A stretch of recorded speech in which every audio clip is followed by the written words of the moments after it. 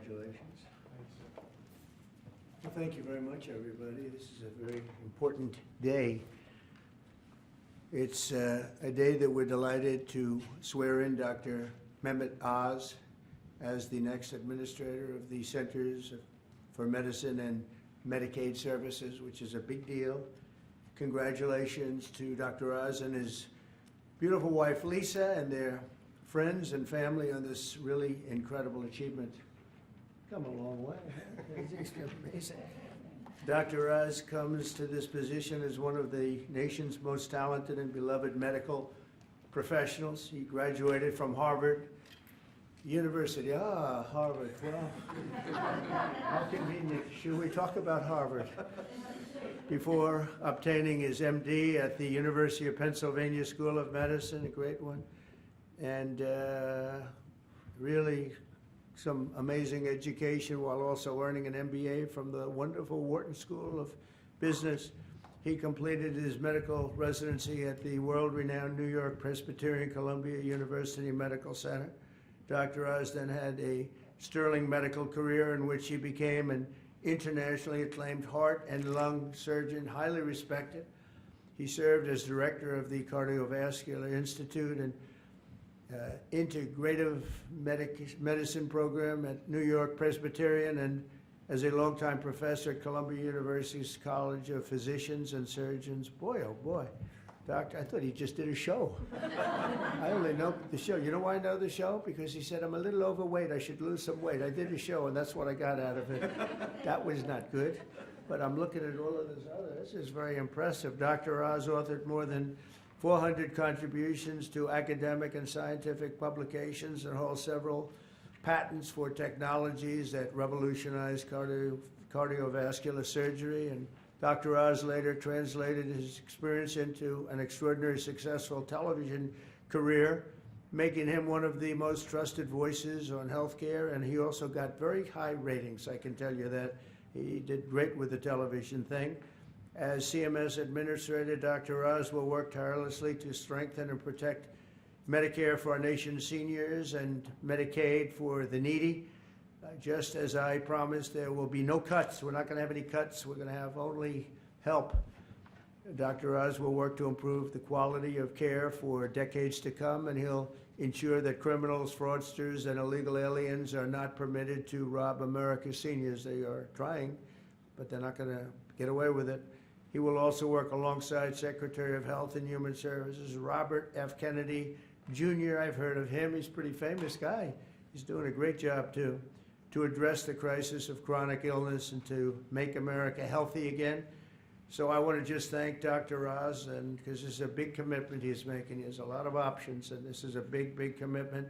And I want to congratulate you and your family on really an amazing life, and I think this is going to be by far the most important part of an already incredible life. So thank you very much. God bless you. Congratulations, it's amazing. Congratulations. Wow, what a job, huh? Yeah. Are you ready, Bobby? Sure. Let's do it. You put your hand on the Bible, your left hand, and raise your right hand. And repeat after me. I, Mehmet Oz, do solemnly swear I, Mehmet Oz, do solemnly swear that I will support and defend the Constitution of the United States that I will support and defend the Constitution of the United States against all enemies, foreign and domestic, against all enemies, foreign and domestic, that I will bear true faith and allegiance to the same, that I will bear true faith and allegiance to the same, that I take this obligation freely that I take this obligation freely, without any mental reservation without any mental reservation or purpose of evasion, or purpose of evasion, and that I will well and faithfully and that I will well and faithfully discharge the duties of the office on which I am about to enter. discharge the duties of the office upon I'm about to enter. So help me God. So help me God.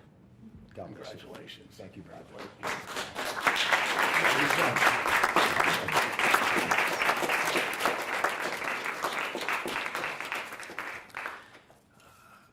I've got to start off by thanking three people. Mr. President, thank you very much. God bless you for leading our nation but also courageously leading the MAHA movement, really earnestly in your heart wanting to get America to be healthy again, and for giving me an opportunity to help with that mission. Secretary Kennedy has been leading the charge at Health and Human Services. A dear friend, like a brother, has done unbelievably courageous work because he's curious and he's started answering a lot of important questions. And I will treasure for the rest of my days your trust in me to help you with this progress. Thank you.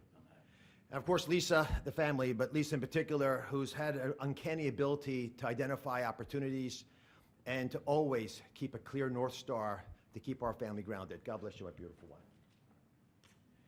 Let me start with a simple premise. Every great society, everyone, has an opportunity to take care of its most vulnerable and treasures that opportunity. And we're great people, so we will do the same.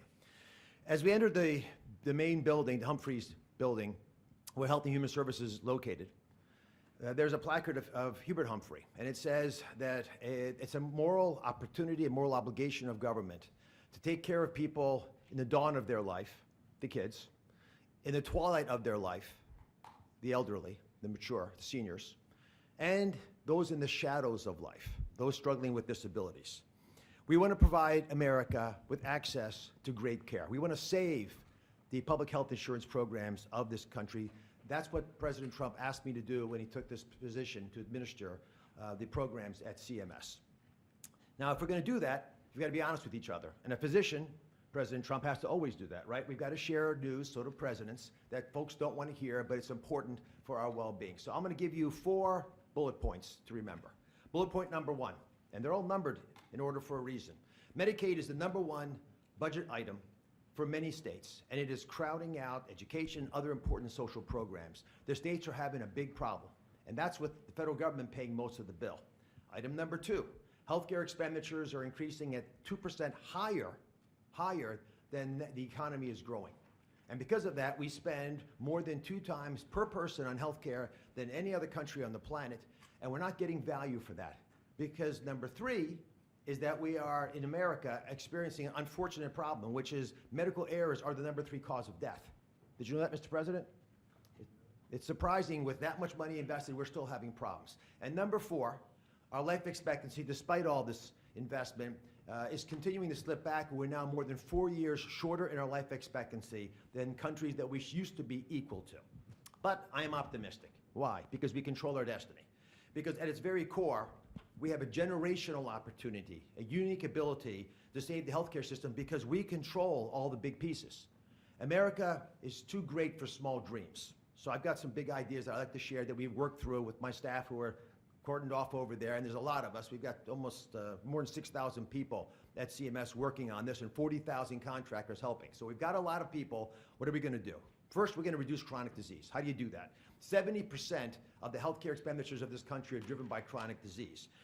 And it is your patriotic duty, I'll say it again, the patriotic duty of all Americans to take care of themselves, because it's important for serving in the military, but it's also important because healthy people don't consume healthcare resources. The best way to reduce drug spending is to use less drugs because you don't need them because you're healthy. And it feels a lot better as well.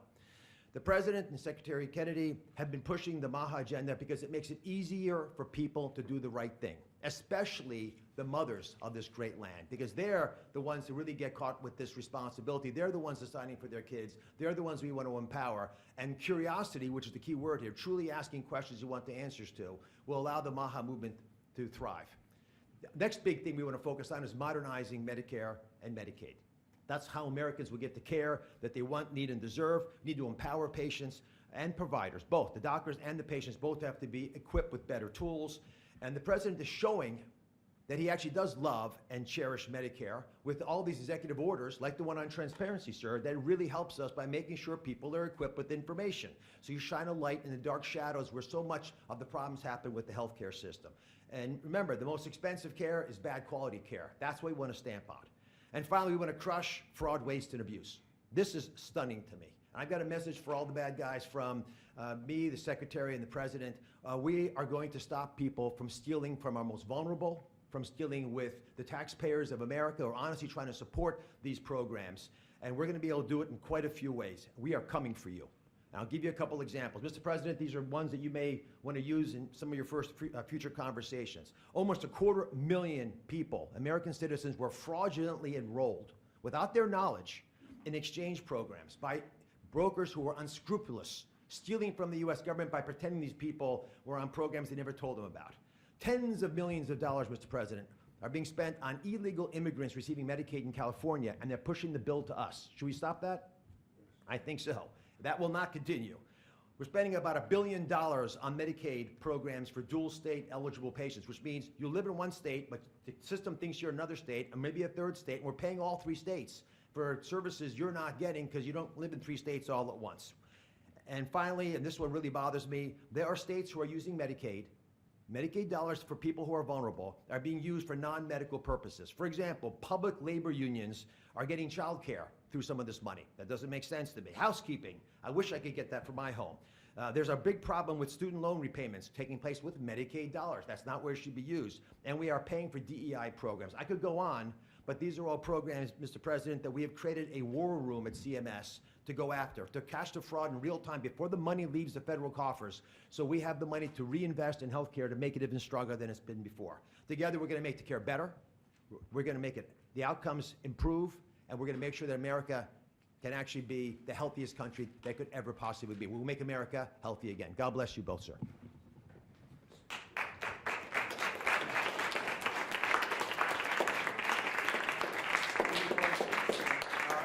Any questions for us? Okay. Any Sir, questions? Mr. President, Marco Secretary Rubio says, Wait, easy. Go ahead.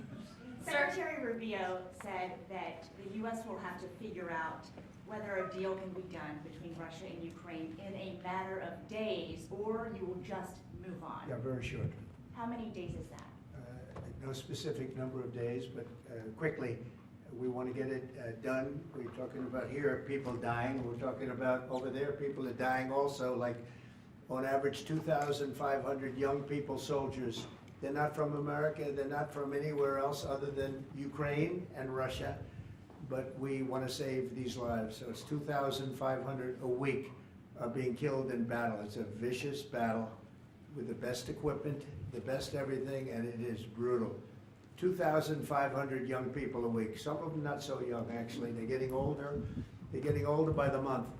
But 2,500 a week, and we're going to get it stopped ideally. Now, if for some reason one of the two parties makes it very difficult, we're just going to say you're foolish, you're fools, you're horrible people, and we're going to just take a pass. But hopefully we won't have to do that. When And you say Marco's right in saying it. We want to see it end.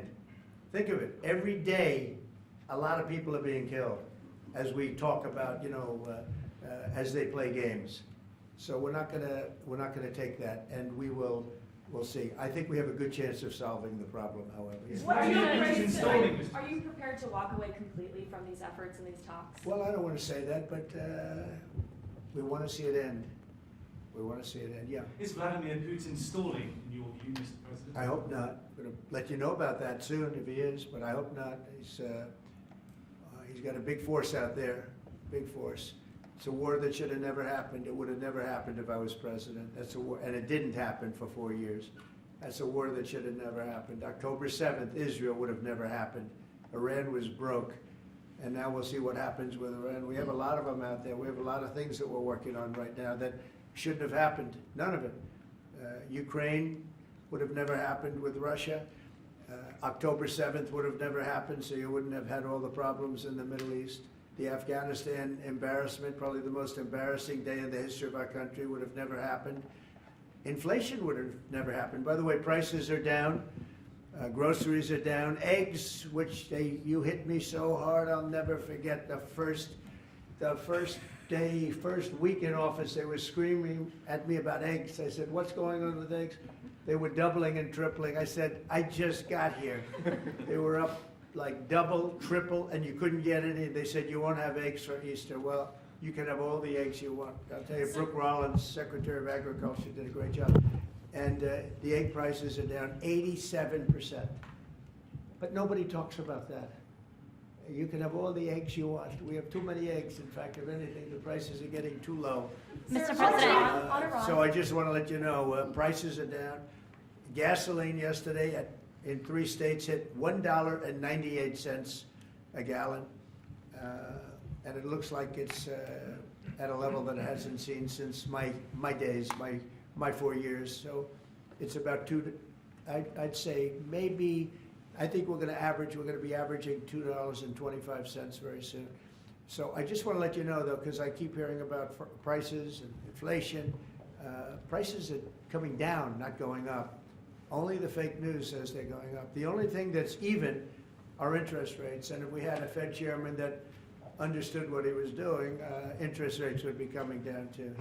He should bring them down. Yeah, please. Mr. President, what do you need to see from both sides in order to keep negotiations going? What do you want to see from Russia and Ukraine? I have to see, my whole life has been one big negotiation, and I know when people are playing us, and I know when they're not, and I have to see an enthusiasm to want to end it. And I think I see that enthusiasm. I think I see it from both sides. Do you think Russia's But you're playing going to you? know soon. Do you think Russia's playing you? No, nobody's playing me. I'm trying to help. You know, this was Biden's war, by the way. By me getting involved, you know, they'll say, oh, it's Trump. This is not Trump's war. This is Biden. This is a war that should have never happened. Okay? Think of it. Those cities are crushed and crashed, and all those beautiful steeples, the most beautiful in the world, actually considered the most beautiful in the world, most of them are now smashed to smithereens, as they say, and lying on the ground in a million pieces. Those towns are crushed, the whole place. It's so horrible. And millions of people are dead, far more than you think. That's one thing you're going to get out of this war. You're going to find out that your estimates are far lower than, it's far worse than people think. Nobody's playing anybody. We are going to see if we can get it done. I think we have a really good chance of getting it done, and it's coming to a head right now. If you And do on Iran, would do you you continue to think- support would you- Ukraine militarily? Say If you do decide to move on or take a pass, Mr. President, would you then continue to support Ukraine militarily? Well, I'm not going to say that because I think we're going to get it done. On Iran, having Iran There's a group of Venezuelan men down in Texas who have been alerted that they are soon going to be deported under the Alien Enemies Act. Have you authorized that operation, I and don't know where are they about going the to go? group you're talking about, but if they're bad people, I would certainly authorize it, yeah. You know, I won an election in a landslide. We won all 7 swing states. We won by millions of votes. We won 2,750 districts to 505 districts. 2,750 to 505. That's why the map, when you look at it, is all red. And one of the biggest reason, I think the biggest single reason, actually, I'd like to say it's because of this, because I think they're going to come up with things that are incredible. But probably the biggest reason was because of the border and because of illegal immigration. And the people of this country want those people out. Because what Biden did, and I don't know if he did it, I'm not even sure he knows what the hell he was doing, but what his people did, representing him, was allow millions and millions of people from jails, from prisons all over the world, people from mental institutions and insane asylums, gang members, drug dealers, pouring into our place. And you know what? Our people voted for me to get them out. They want them out. They want them out. And we've done a hell of a job. And by the way, Ecuador and various places, but El Salvador, we've been helped by a lot of other states where they're helping us, actually. Because you couldn't, look, what this man was thinking when they allowed open borders and people to come in, if you look at Venezuela, their crime is down by 72%. You know why? They took all their criminals off the street. They took all their prisoners from jail. They took murders. 11,088 murderers were released into our country. Bad things are going to happen. Bad things. And we're getting them out. And that's why I was elected. A judge wasn't elected to do that. I was elected to do that. And we're doing it in record fashion. We have the safest border, the most secure border we've ever had. See the Declaration of Independence? You should all read that before you leave. That's the real deal. You should all read it before you leave. Yeah. Mr. President, photos have emerged of Senator Van Hollen sipping what appears to be margaritas with Yeah. Abrego Garcia down in El Salvador. Do you encourage other Democrats to fly down to El Salvador to meet with this illegal alien who's an accused wife I beater? like this guy. See, now this is the kind of a reporter we like. There aren't enough of them. We got to get some more of them. But no, I appreciate that question. No, look, he's a fake. I know him. I know them all. They're all fake, and they have no interest in that prisoner. That prisoner's record is unbelievably bad. If you would go into the room, you might, if you would, Caroline, maybe go into the room and see if you can find that little slip. I wrote some things down. I don't know why you'd want to keep them, but I just we got a little biography of him. Did you help Not, set up that? not a very innocent guy. Yeah, Did you help set up that on the meeting, IRS. sir? Mr. President, on the- in on- the spirit of Easter Sunday and it while being we're on Good the Friday. subject, right? Yes, of course. So you're talking about Abrego Garcia, is that the one? Yeah. Is an illegal alien MS-13 gang member and foreign terrorist. This comes out of the State Department and very legitimate sources. I mean, I assume, I'm just giving you what they handed to me, but this was supposed to be certified stuff. In 2019, Garcia was issued a deportation order. 2 separate judges affirmed Garcia was a member of MS-13, which is a gang that may be even worse than Tren de Aragua. It may be worse. They kill people with knives because it's more painful. Very famous for the knifing and killing of 2 young 16-year-old girls walking to school one day, and they sliced them up into little pieces and killed them. That's MS-13. And 2 separate judges affirmed Garcia was a member of MS-13. When Garcia was originally arrested, he was wearing a sweatshirt with rolls of money pouring out, an MS-13 gang symbol that he was driving with 2 other known violent MS-13 gang members, 2 of the most violent members that we know of in the MS-13 gang of thugs. In 2022, Garcia was stopped by the Tennessee Highway Patrol and was found to be transporting 7 people from Texas to Maryland, and he had no driver's license. He was driving violently. In 2020 and 2021, Garcia's wife filed for a protective order from him and said he was violent and abusive and really scary, including allegations that he punched and scratched her on the eye, left her bleeding after throwing her laptop on the floor at her, ripped her shirt, and ripped off her shorts. He then grabbed her arm, leaving very severe marks. Garcia's wife also wrote in court, "At this point, I am afraid to be close to him. I just don't want to be close. I have multiple photos and videos how violent he can be and all of the bruises that he's left on me." She just couldn't get anywhere near him. This is the man that the Democrats are wanting us to fly back from El Salvador to be a happily ensconced member of the USA family. Isn't it a shame? And by the way, I've been hit pretty hard by fake shows, fake news, MSDNC in particular, where they talk about how evil I am, that this man would be thrown out of our country. This man is according to certified statements that we get, is a very violent person. And they want this man to be brought back into our country where he can be free and to stay as a happily Maryland, they call him the Maryland man. He's a Maryland father. No, this is a violent person. Who they don't talk about is that wonderful angel mom who lost her daughter, who had 5 beautiful children, and she was killed violently. And, she spoke, and she spoke unbelievably. I saw it, and the fake news didn't pick it up. She spoke. She was in tears. She's devastated. Her life is, essentially, she's told me her life is like over. But there was I think no stories. Isn't that true? No stories. Yes, sir. 0 stories. It was the most emotional thing. Everybody that watched it, they couldn't believe it. The fake news refused to put it up. So it's very sad. And yet they talk about this guy like he's an angel. See the angel up there? They think he's like that, like a little angel. Do you Sir, encourage also, other Democrats would to you be- visit?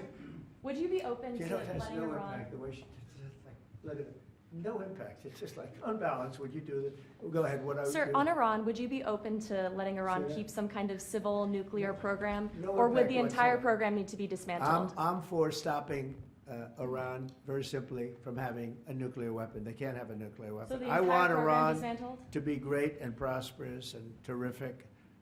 I stopped them once they were broke and they didn't have any money for Hamas. They didn't have any money for Hezbollah. There wouldn't have been an October 7th disaster. They were broke. They had no money, and they weren't spending it to terrorist organizations because they had none. When Biden came in, he took all the sanctions off. China wasn't allowed to buy. I said, if you buy, because they're their biggest customer, I said, you buy 1 barrel of oil, just 1 barrel of oil from Iran, and you can't do business in the United States. And by the way, we have nice conversations going with China just to intercede, you know. It's like really very good. But Have you spoken with Xi? with Iran, they can't have a nuclear weapon. And if they have a nuclear weapon, you'll all be very unhappy. You'll all be very unhappy. Have you 'cause spoken your with life, Xi? your life, Who is leading your those life trade will be in talks? great danger. Yeah. Mr. President. Yeah. Press out, everybody out. Press. Leave everything, guys. You want to? Yeah, we're gonna. You guys will leave tables. Everybody else. Please move. You leaving everything?